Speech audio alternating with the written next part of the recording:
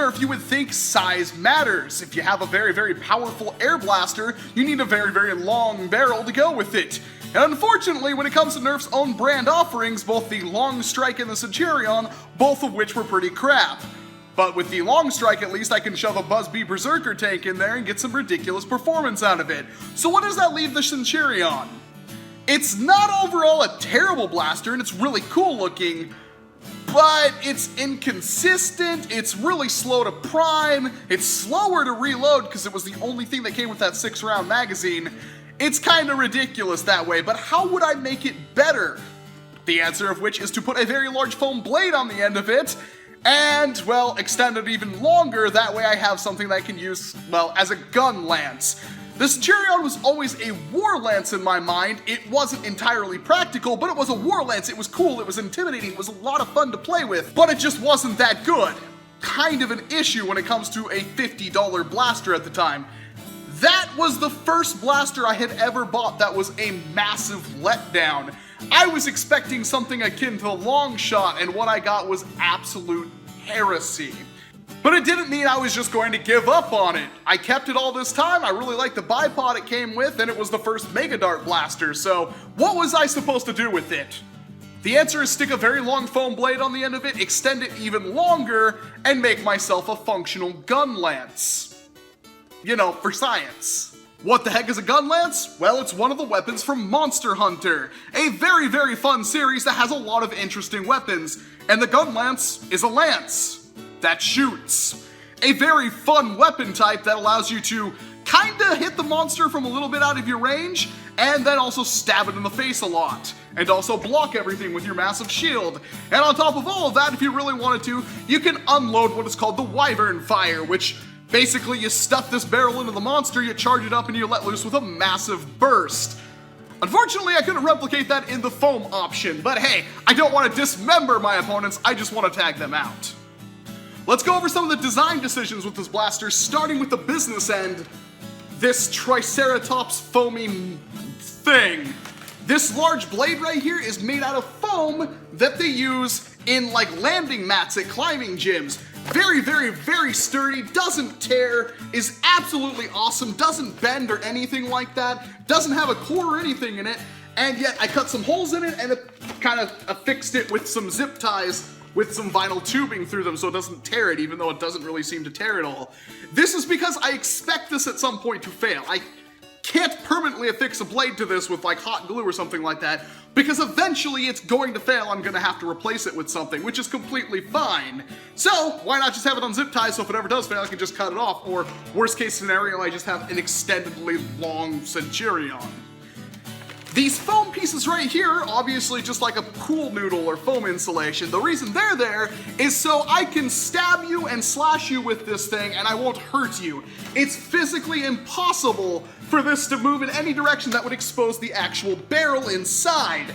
That makes it incredibly safe and, well, it looks goofy, but oh well, it has to be safe. The blaster itself is relatively unchanged. There were no performance modifications because screw the Centurion. Seriously, this thing is an absolute nightmare to work on. I am overall not very happy with how hard it was to try to take this thing apart. Seriously, this was insanity. I do not understand what they were thinking. Not only can you basically not take it apart once you got the front barrel snapped on there, but it's full of gears and there's like a million screws and springs and oh, absolutely awful. So I never did anything with the blaster itself, which is fine because I was just trying to make up for its shortcomings. On the very back here, we've got the shell of an Extreme Blastzuka, and this is entirely here just to give you support when it's under your arm, so you can kind of whip it around and hold it steady and kind of counterbalance some of the weight that the blaster has itself. Kind of important on a lance-like weapon, and well, it works pretty good. That's all this is though, it's just cosmetically there and functionally there as a something to keep me steady.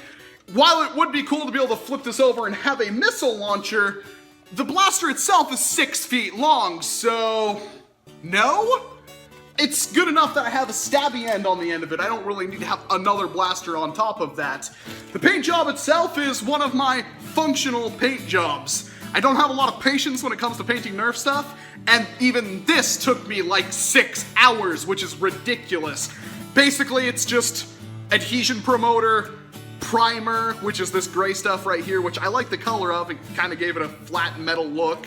And then we've got the gold accents on there, which were done with a Gundam marker. Actually, I did empty some of the paint out of the Gundam marker and hand brush it on, and it turned out pretty darn well. The part down here, I did tape some of this off to give it a nice little pretty look on it, and the brown is a Rust-Oleum Satan brown, and then the darker brown was some Mr. Color Hull red.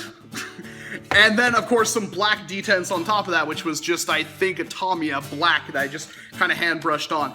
Doesn't look that great up close, but if you saw the thumbnail, it looks pretty decent, so I can't complain. Again, it's a functional paint job. It would look like a clown car if I didn't paint it itself. And overall, that's all it's really done to the blaster. It has some accents on there to kind of pull your eyes away from any imperfections, and, well, it's a big piece of metal, as it should be, because it's supposed to be something from Monster Hunter, which is kind of like an alternate history prehistoric thing where they had gun technology and fought giant monsters and made weapons and armor out of giant monsters. Yeah, no, Monster Hunter never made any sense. It is kind of cool if you want to. You can put it on your shoulder like this if you so choose. It does have that kind of crazy shoulder rest right there, although it is entirely too long to do something like that. But overall, when it's under your arm, it's very, very, very comfortable. That's not the only thing now, is there? This sucker is my original Dart Wars shield, which I kind of showed you in an older video. Now, this was my go-to bunker that had a whole frame up here with a window, and it had very, very long side juts that protected me. It went all the way down to the bottom, and of course you could set it down on the ground and pick it up. It also had a bunch of holsters and everything on the inside, and it's been extremely pared down since then. Is it pretty? Hell no! It's over 3 years old, and it's seen a lot of combat. I have very much hobbled this thing together over several years, and it is still going strong. This thing isn't going to break anytime soon. It's a boogie board with some comfort padding right here and some padding right here. The reason this padding is right here is so I can tap people with it, and because the handle is bolted on, there's of course a big exposed metal bolt in there, which I don't want to hurt anybody with. Overall, with all the stuff removed off of it, it is incredibly light and very, very useful. This is paired with the blaster. I wouldn't really see a reason why somebody would say, no, you can't use this when you're using a Centurion. That's a handicap in and of itself, and yet now I have a shield to kind of cover that. So this is part of the blaster. Make no mistake about that. This is paired with that blaster. It is one thing. It is never going to be two things. It is one thing. Because with this, try not to knock everything over, now I can actually guard stuff. I can steady my shots. Not that they'll go very far or be accurate at all, but the most important thing is I can prime the blaster, which is very, very, very useful, which kind of makes the Centurion a one-handed blaster. Probably not something you ever thought of, but yeah, I realized you could do this when I tried to use it in a Dart Wars thing and realized that I could prime it against my shield. So I did. And that's where the whole Gunlance idea came from. I had a War Lance, I had a shield I could prime it against. Let's make it a frickin' blaster, and thus I did. This thing is fun. I would love to use it in a Nerf war, although it is entirely too long for me to ever take anywhere. I don't exactly know how I would ship this, or like even fit it in a car. I guess it's a good thing my Jeep doesn't have a roof. Holy crap. Overall, I'm pretty pleased with how it turned out, but of course, let me know what you think about this blaster down in the comment boxes below. Is there anything you think I should add to it? Because, I mean, it's still not really, it is finished, it's workable, I could use it in a war, but I can always add stuff to it.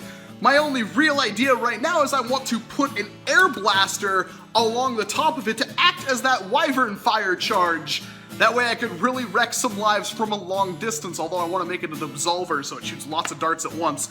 So if I really need to, I can like hit a button or something and just make it shoot a bunch of darts instantly, which would be incredibly fun. And of course, impossible to reload, which in Monster Hunter, the Wyvern Fire takes a long time to recharge anyway, so it works completely within canon.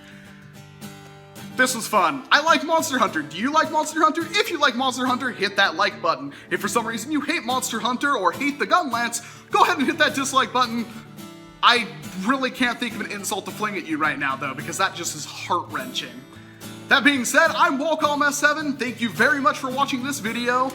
Set that down. Here's 2 more videos you can check out if you want to see some more crazy stuff I've built. And of course, if you want to see the insanity continue, the easiest way to keep track of that is to hit the subscribe button. I build a lot of really interesting things, some mods you won't see anywhere else on the internet, because I'm the Fuzzy Walrus Industries, and we are insane.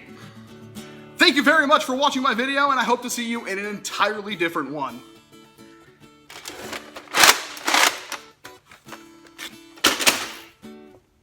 Most satisfying sound ever, now with foam on the end of it to stab people with. Walcom out!